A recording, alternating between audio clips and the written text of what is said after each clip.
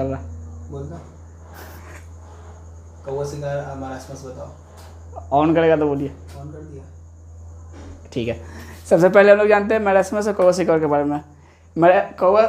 क्वासिकोर सबसे ज़्यादा डेंजरस है मैरास्मस के मुकाबले, ये जानते हैं। लेकिन मैरास्मस के बारे में पहले, ये ज़्यादातर आपको गांव देहात में देखने को मिलेगा, ये भी मेनली गांव देहात में ही देखने को मिलता है। लेकिन इसमें ये होता है कि जो प्रेग्नेंट लेडी होती है वो प्रेगनेंसी के ड्यूरेशन ज़्यादा न्यूट्रियस फूड नहीं खाती है, जिसके कारण उसके बच्चे को उसके अम्लाइकल कॉर्ड्स के जरिए ज़्यादा न्यूट्रिशन मिलता नहीं है। और न्यूट्रिशन डिफिशेंसीज के कारण इसमें मिल को प्रोटीन न्यूट्रिशन मिल ज़्यादा ज़रूरी होता है, विटामिन हो जाते हैं, जिसे वो नहीं मिलने के कारण उसको मैरास्मस हो जाता है। जिसमें होता क्या ना कि बच्चा बहुत ज़्यादा पतला दुबला होगा, बहुत ही ज़्यादा, उसका एकदम स्किन हड्डी से एकदम चिपका रहेगा, कहता है ना कि कंकाल, बिल्कुल वैसा सही रहता है। उसका हल्का फुल्का पेट दिखेगा, हल्का फुल्का बन के चलिए, बहुत कम अमाउंट में ही उसके बॉडी में फैट रहता है।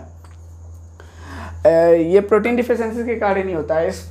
इसमें आप लोग डॉक्टर से अगर दिखाने जाएगा तो वो बोलेगा ज़्यादातर कि आप लोग बच्चे को दाल का पानी दीजिए पीने के लिए, या प्रोटीन पाउडर में लिखता हूँ वो दीजिए, या जो प्रोटीन की दवाइयाँ मैं जो लिखता हूँ वो देने के लिए ज़्यादातर डॉक्टर इसमें बोलेंगे मैरास्मस में।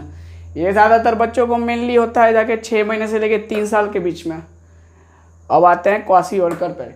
Kwashiorkor more dangerous than marasmus. इसमें ये होता है कि इसमें भी सेम केस ही है। इसमें भी मदर अगर नहीं लेती है ठीक से न्यूट्रिशन अगर प्रेगनेंसी के टाइम, तो उससे भी बच्चा को क्वासियोरकर होता है। लेकिन इसमें एक और स्टेज बढ़ जाता है, ये कि बच्चा जो होता है ना वो मैरास्मस से भी मतलब बच्चे से भी ज़्यादा कमज़ोर होगा।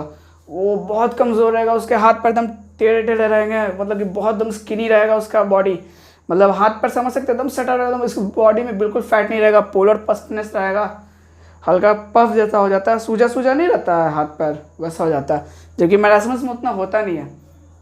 इसको ठीक करने का एक ही उपाय है, प्रोटीन डाइट अच्छे से दीजिए बच्चे को, सारे न्यूट्रिशन दीजिए, टाइम टू टाइम मेडिसिन दीजिए, तभी जब बच्चा जाके आपका जल्द से जल्द रिकवर करेगा।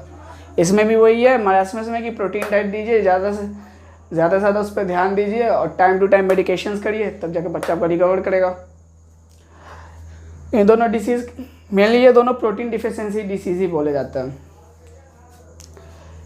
चलिए, तो फिर जैसे मैंने आपको फुल डाइजेशन कंप्लीट करवाया, अगर आपको मेरे चैनल पसंद आया हो, मेरी पढ़ाई और टेक्निक्स अच्छे लगे हो, तो आप मेरे चैनल को सब्सक्राइब करिएगा, लाइक करिए और अपने कमेंट्स डाल सकते हैं कि आपको कौन से नेक्स्ट चैप्टर पे टॉपिक चाहिए। मैं आप जैसे बोलिएगा हिंदी का सिलेबस लाओ तो हिंदी का सिलेबस लाएंगे, इंग्लिश का बोलिएगा इंग्लिश का सिलेबस लाएंगे, मैथ का बोलिएगा मैथ का भी लाएंगे, फिजिक्स बोली तो फिजिक्स, केमिस्ट्री बोली तो फिजिक्स केमिस्ट्री, आप जैसे बोलिएगा वैसे सब्जेक्ट का सिलेबस लाएंगे।